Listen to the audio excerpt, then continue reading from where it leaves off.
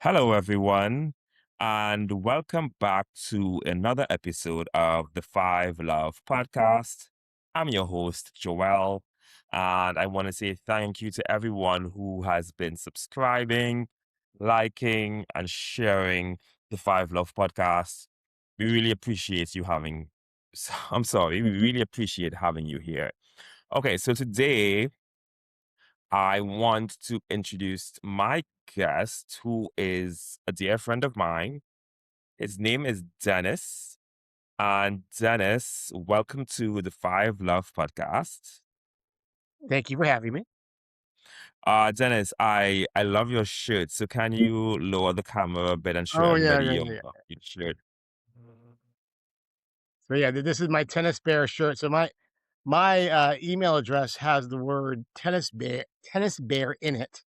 And I'm known as tennis bear to some people. And I used to be a little barrier. So that's why, kind of whatever. But yeah, I have a couple of these, and I'm happy to be able to wear this shirt properly these days. Yeah, it's a great shirt. I love it. I think Thank I you. love any shirt that is tennis related. So yeah, maybe I should make a Five Love Podcast shirt for myself. I have to look into that. Maybe this is an idea, and then people can be like, "Oh, I was on the 50 podcast. Here's my shirt."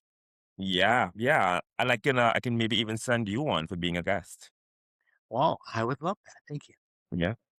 Okay, Dennis. So tell me, how did you get started playing tennis? Ooh, wow, wow, wow. That's a it's interesting. A lot of people have asked me this lately, and maybe it's because we're getting into the tennis season. I started as a freshman in college. Mm, I had watched tennis on television in the 1980s because I'm old like dirt. And I was watching on TV, and I was just a normal fat dumpy. I had no sport kid in high school, and I turned it on Saturday, and I saw Ivan Lendl playing. I don't know who mm, he was playing. I don't know who was playing. He wasn't playing McEnroe because McEnroe was on break at the time.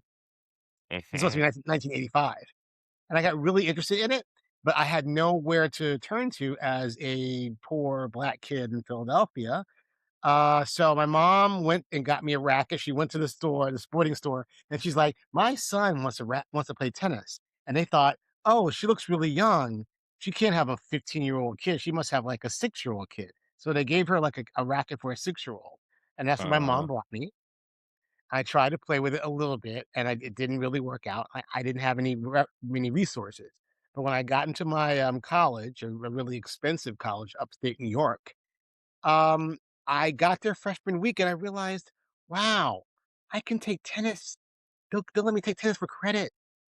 mm, So freshman week I just registered beginning tennis, and that was the beginning. I took the first semester class, a second semester class, a third semester class, and eventually I took the class that the team takes because teams take tennis classes in college because it's like basket weaving for them. right. So yeah, so I took it with that, and that's I've been playing ever since.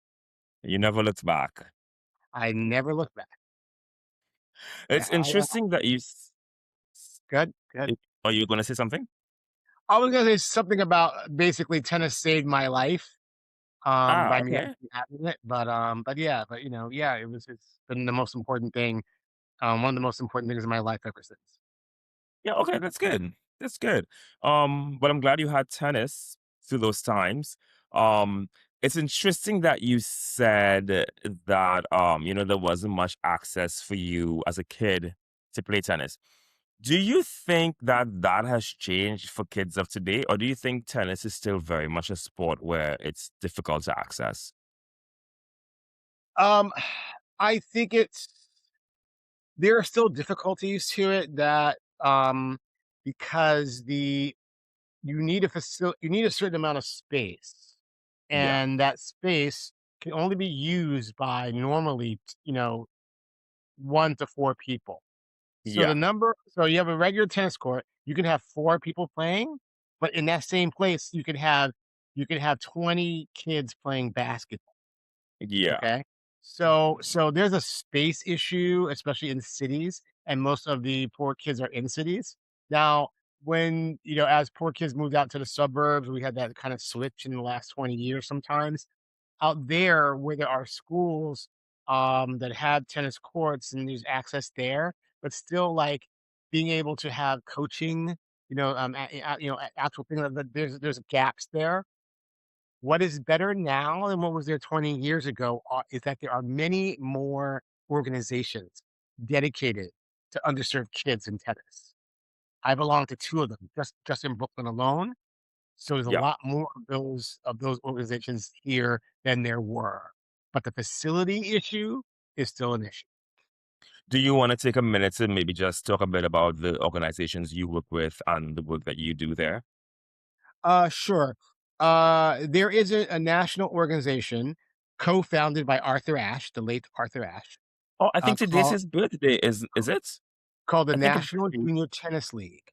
National okay. Junior Ten He founded it. It's an education as well as tennis organization that he founded in the '70s to address these gaps. And over time, it has grown. So I belong to 2 chapters of that here in Brooklyn. One chapter is in Highland Park near Queens, near the Queens, Brooklyn border, it is serving a Caribbean neighborhood, Yeah. of East New York. And the other one I belong to, is called Kings County Tennis League, and they are more general to the Crown Heights, Bed-Stuy, Fort Greene area, and they concentrate on kids who live near New York public housing facilities.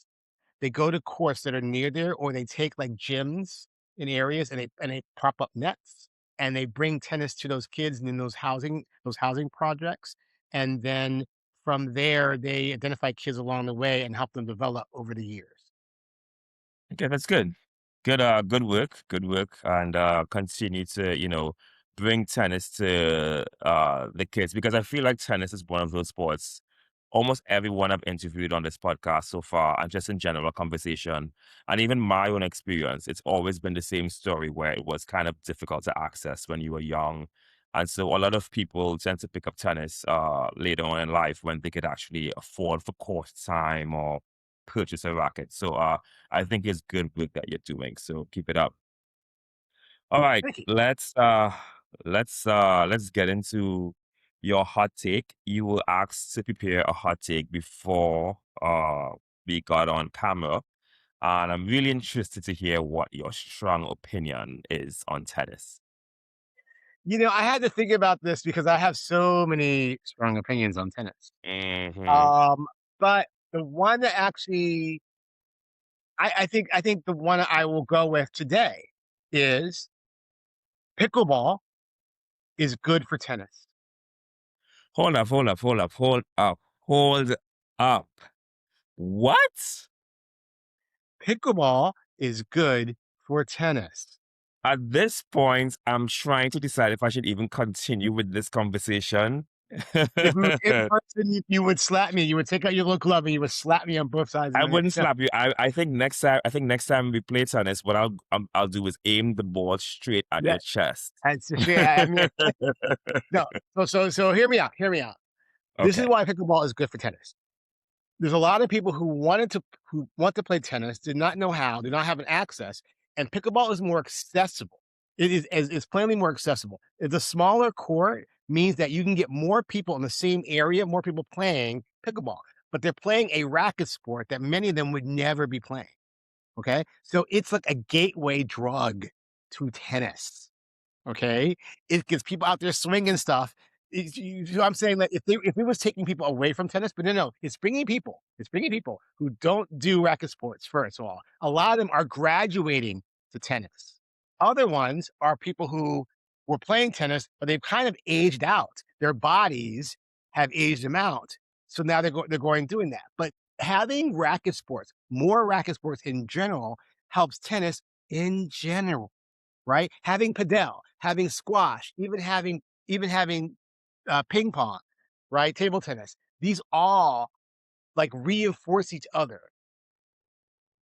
and that's why I'm saying pickleball is good I'm for gonna have to fact check what you said about people graduating from pickleball to tennis.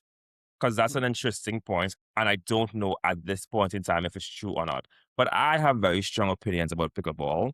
Okay. And firstly, Yeah. um, we've already discussed how difficult it is to get access to courts.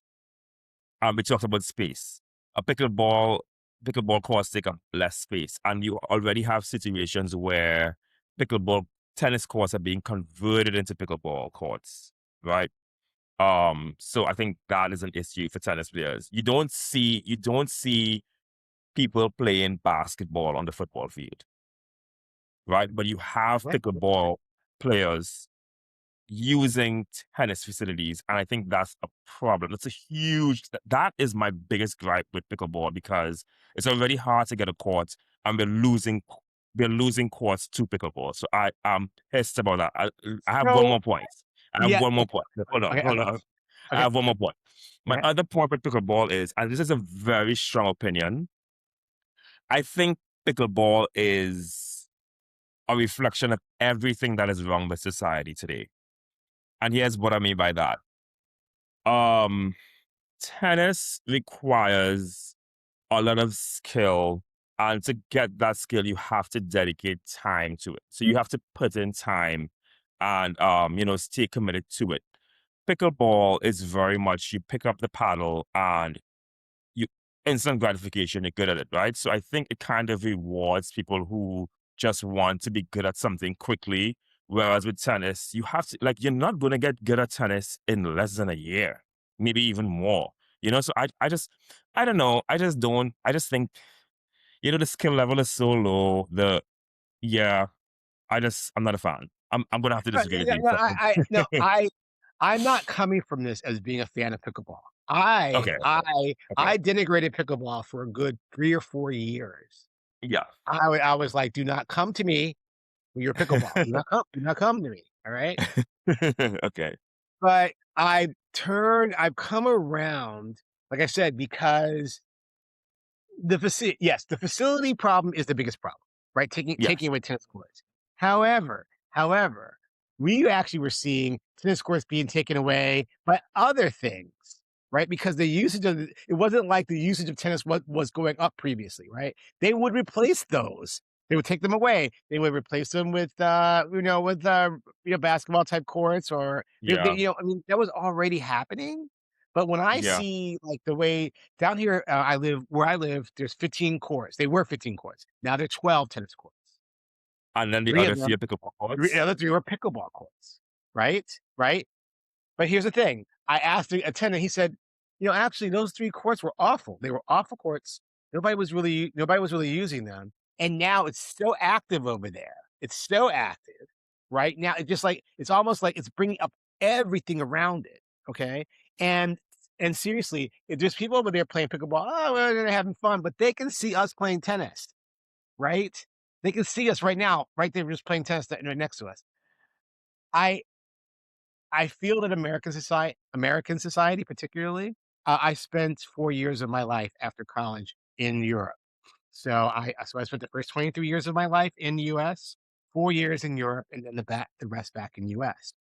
And yes, this thing about instant gratification, how long it takes to be good in tennis, right? Yeah. Um, it is a very character building thing for you Yes. to do. However, is the American psyche does this really work in with our American psyche? I don't know, and I think that if we don't have any another kind of gateway thing like racquetball, like pickleball, right? Even ping pong, if we don't have it, I think the Americans will play less and less and less and less racquetball. So that's just the way I feel about You know what? I did ask you for a hot take, and I don't think I've gotten a take as hot as this yet. So you really got me started. But I will say that I do think part of the problem with tennis is tennis players themselves. I do think some members of the tennis community could be a little bit snobbish in terms of not wanting to play with other people who they deem to be lesser players than them.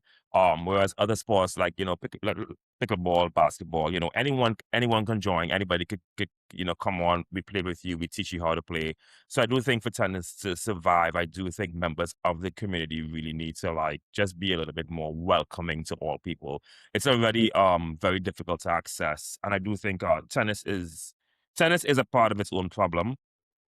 Yeah, yeah, But yeah. The democratization, it is hard because yeah, I liken it to skiing, right? Everyone's like, yeah, I don't know how to ski. Oh, you know how to ski? I love skiing. Come with me. I'll show you skiing. I'll show you skiing. yeah, You yeah, go, you buy your yeah, ticket, you get in the slope, and that person is gone, right? yeah, And they yeah, you at the top going, yeah, how do I get down? All right. yeah, Tennis yeah, has a similar problem because yes, I want you to play, but I don't wanna yeah, spend the year with you not knowing how to hit the ball, yeah. That's okay? true. That is Right, true. right, and I so think and I so it shares that. Yeah, it's true. Um, yeah. So I mean, in any case, I will say that I disagree with you on the whole pickleball thing. But I will be doing my research and I will get back to you on my findings because I'm really interested in knowing if people really do graduate from pickleball into tennis. So that'll be interesting to see. Yeah, All and right. one last thing about pickleball, Sure. I don't think it's going to last. I don't think so either. I I don't think think so either. I think it's going to be a racquetball type thing. How many people do Yeah. you know who are still playing Yeah. racket? Right, Yeah. right. But why piss off all those pickleball players? Because when pickleball starts to go down, a lot of them are gonna come to tennis. Why, Yeah. But I mean, that also it's a money making thing too. You can get more people paying to play pickleball than tennis. So that's why I guess a lot of yeah. facilities are converting their tennis courts to pickleball. So it always boils down to money. But next time I see you on court, protect your chest because I will be aiming a ball at you. Right there, yeah. Okay. Um, so you are one of the few lefties that I know that play tennis. And so today, instead of doing a blind ranking, I just want to talk about the whole leftiness of tennis and why it is that lefties are so stressful for everybody else. Yeah, you Ah, guys are, especially. why we are so stressful to you. You guys are stressful to us. Let's start there because I've spoken to another lefty and he said that playing another lefty is difficult because he never gets to play lefties. So Okay. what is it like for you when you play another lefty? So, left-handers in general are a minority, right? Yeah. You guys are And witches. yeah, yeah, yeah. We're what? You guys are witches. That's what they Oh, would we're say in the witches, past, yes, you know? we're witches, Yeah. yes. We're witches, and our superpowers can only be seen on the court. Um, yeah, yes, we're a minority, and so when you are left-handed naturally, and you embrace that you're writing lefty and you're using scissors lefty and whatever, you spend your life actually adjusting a lot. And it's a silent adjustment, right? And so there's a certain minority. I have a minority thing going on to me, but I also have a minority advantage. And the minority advantage is I have to do everything that you guys do, but backwards, like Yeah. Ginger Rogers dancing backwards with Fred Astaire. Yeah. Okay. So I know how your spin works. I have to see your spin all the time. Right.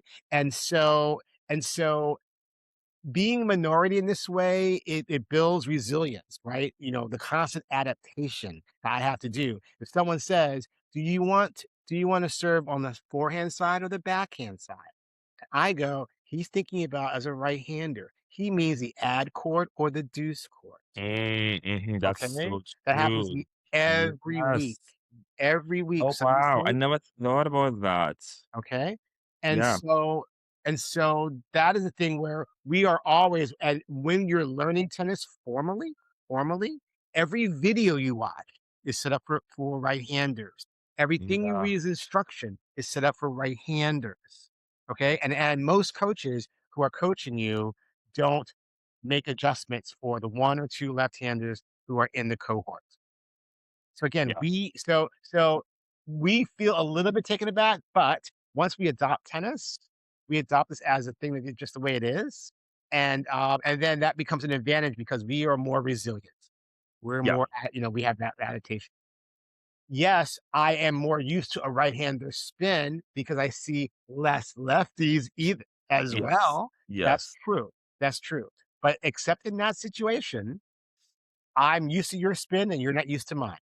Yeah. I'm used to the way that your how far your forehand's gonna go, you're not used to mine, Yeah. right? I You will hit to my backhand, and it's actually my forehand.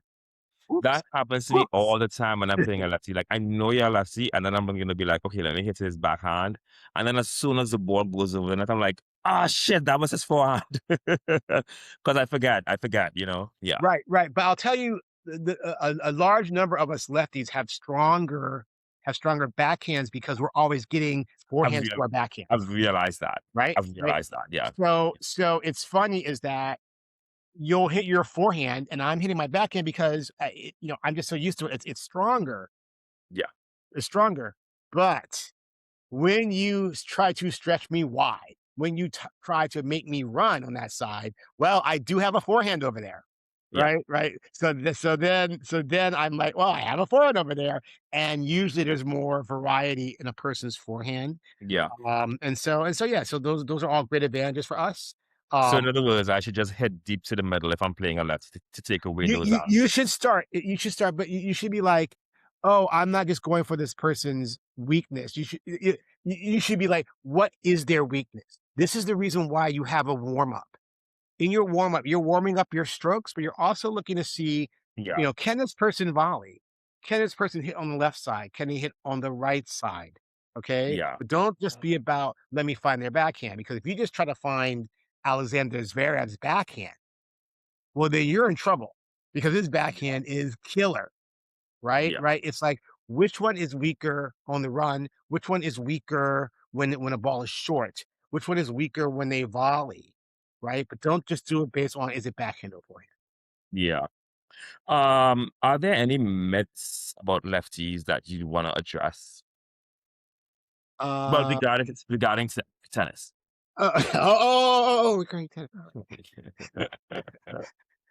Well, one, we're not witches. We're more like sorcerers, but we're not like witches. Um, Myths. I would, you know, I think in tennis, actually, okay, I will say this. There are natural left-handers, and then there are, like, not natural left-handers, okay? Like And Rafa Nadal. Rafa, I would say Rafa is not a natural left-hander. I was researching about why look, there's a Rafa book. Oh, I love Rafa. He's Do I my have a favorite. I do not Oh, have a you Rafa do book. you I do do not have a Rafa book. I do have a Monica Seles book. oh, I love Monica. I have Okay. not the Marcellus book, even though I haven't read it, and I've had it for about for like 15 years. Yeah. But she was a lefty, a very Yeah. Yeah. influential lefty. And so was this guy, Jimmy Connors. Oh, Yeah, yes. Yeah. yeah, Mhm. yeah. This is if you ever want to know anything about Jimmy Connors, read this book. My takeaway is that, oh, I understand now why he's an a-hole. That's why, Okay. that's really it. Um, but no, I think that when you're playing a natural lefty, we will tend to swing things more with angles. We know we can use the angles more on you, Yeah. right? Especially That's why I want to our hit deep to the serves. middle when I'm playing a lefty to take away those angles. Right. It's probably best to try to keep it there because because your brain, it's hard to work backwards about how a lefty's going to hit. Yeah. But I don't think there's any. I mean, what do you think is a myth? Like, I don't know what right-handers talk about us left-handers. What do you think?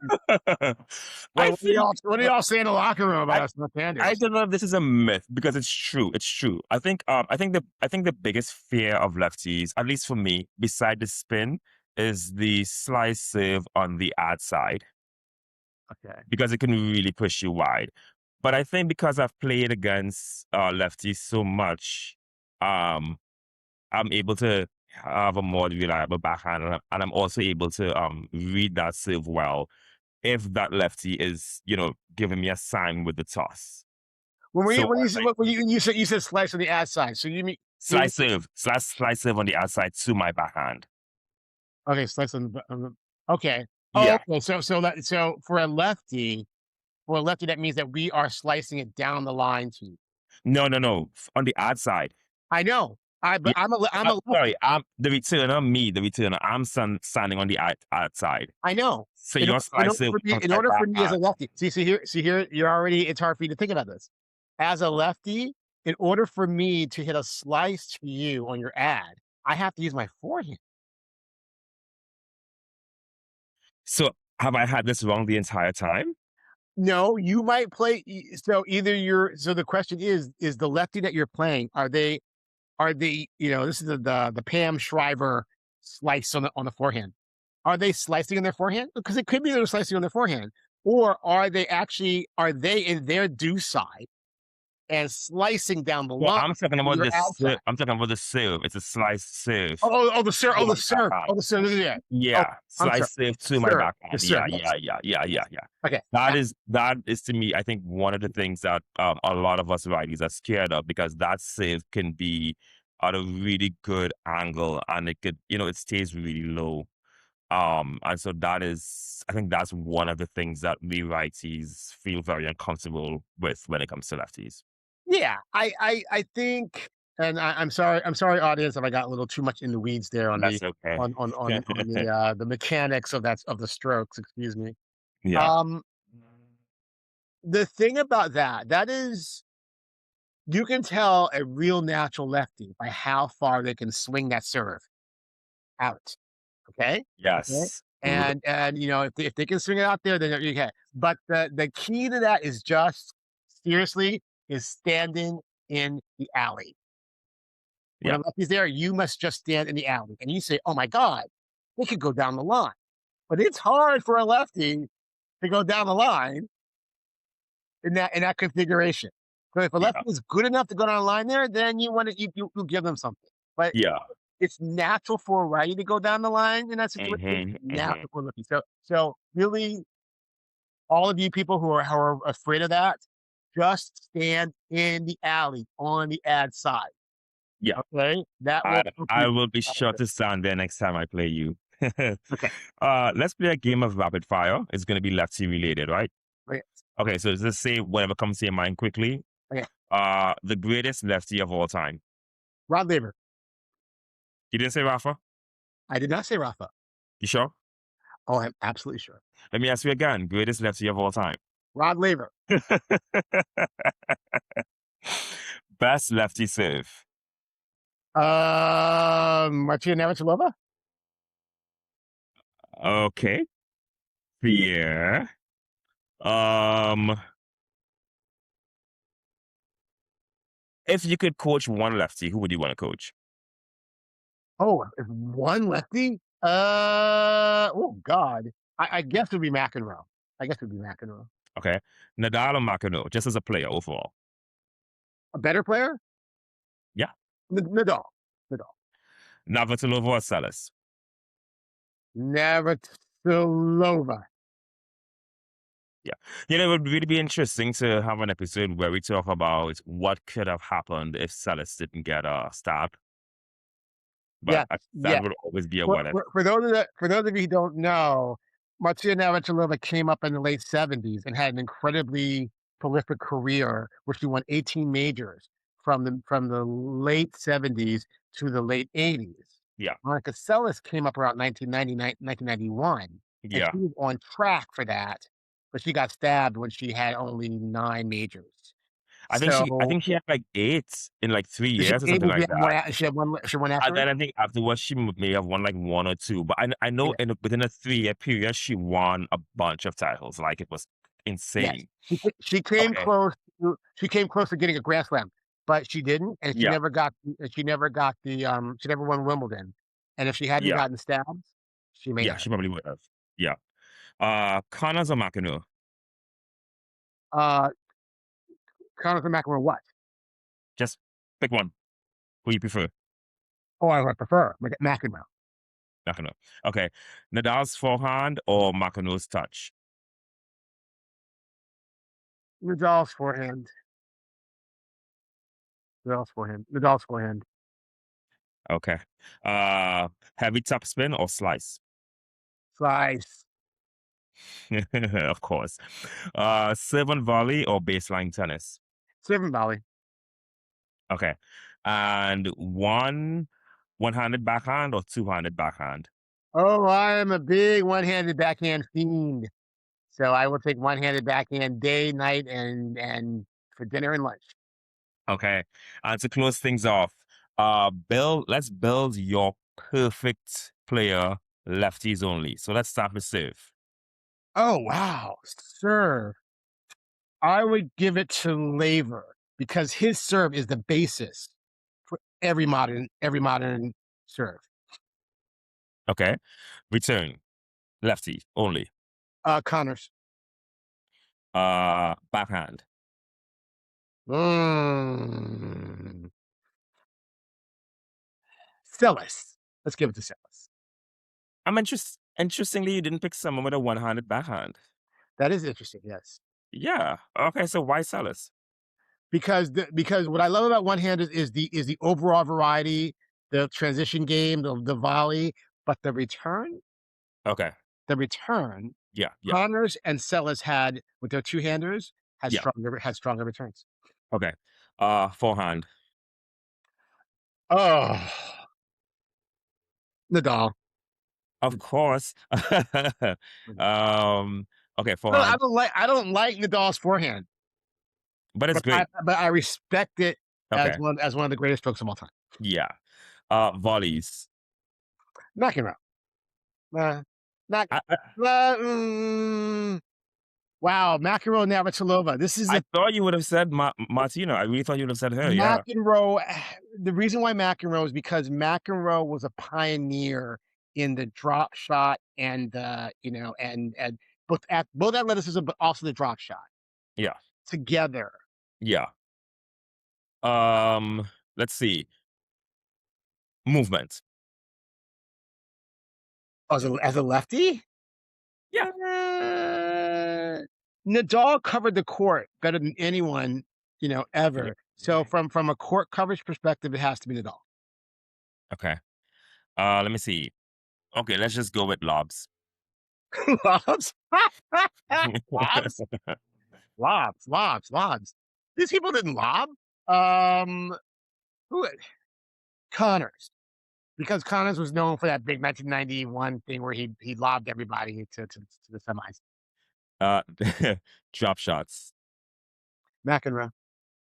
Okay, this is a crazy one here, but I'll ask. Tweeners. Tweeners. Do any of these people do tweeners? Do any of them do tweeners? Do any of them do tweeners? I'm going to give it to either Kvitova or Kerber. Okay, yeah. I love Kuba. I forgot about her. She was great. Yeah, yeah. They make the bottom of my best lefties because they only got 5 majors between them. Yeah, They're kind of the same era. yeah. And one of them was good at it. So I don't know which one. I don't remember. Okay. And if you had to smash your racket like one of the great lefties of all time, whose racket smash would you choose? It it would have to be McEnroe. It would have to be. I don't remember him smashing that much. He would use his racket as a weapon Yeah, more than smash it. yeah. Um, but I'm sure he would be much more creative than any of the other people. Uh, have you ever smashed a racket? I have. Really? I have. I can't imagine you doing that, to be honest. It's hard for me to imagine it too. I will send you the photo. I am you learn something new about someone every day. Wow, I'm shocked. Do I have time to tell you why how I did that? Yeah, yeah. Tell me. I was 30 years old. I was playing one of my first gay and lesbian tennis tournaments, and I got out to play this guy, and he was like, I was 30, he was like 60 something, and he was smoking between changeovers, Oh no. Okay. and he whipped my ass Oh And wow. near the end of that set, I'm like, "I can't believe I'm losing to this 60-year-old guy who's smoking on changeovers." And I just smashed that racket. I had to get it out. I had to get it out. And then Yeah, luckily I had another racket. I picked it yeah, up and I finished my the thrashing that happened to me that day. yeah. Oh well. I don't think I've ever smashed a racket, but only because I want to. I want to, but only because I can't afford to. Yes, yes, some of us, we do it once. There's many things I've done in Yeah, life only once, yeah. I and think I think maybe what I could do is maybe keep one of my old rackets in my bag, and if I want to smash it, I could swap rackets out, smash the old one, and then go back to playing with my new racket. that's a good theory. We'll work on that. We'll see how that works for I you, think sir. I think by the time I walk over to my tennis bag, I'll probably cool off, so it's probably not going to happen. Yeah. Well, Dennis, this has been a really wonderful conversation. I will say that I am very happy that we had an opportunity to do this, but Mhm. I am very disappointed that you are a proponent of pickleball. I am a proponent of pickleball, a proponent, Yes. and I think that we need less haters. All racket sports are good for Well, tennis. I am a hater. I'm a hater, but my hate usually comes from a place of critical analysis and nuance. So, Wow, wow. I believe Darth Vader. I believe Darth Vader said the same thing right before. great minds think alike. Um, so thank you for coming on. And to all of my listeners, I really want to say a heartfelt thank you for supporting the podcast. Remember to like, share, subscribe, comment, all those things. And remember, even if the score is 5-love, it's not over until the last point is played. See you next time. Bye bye.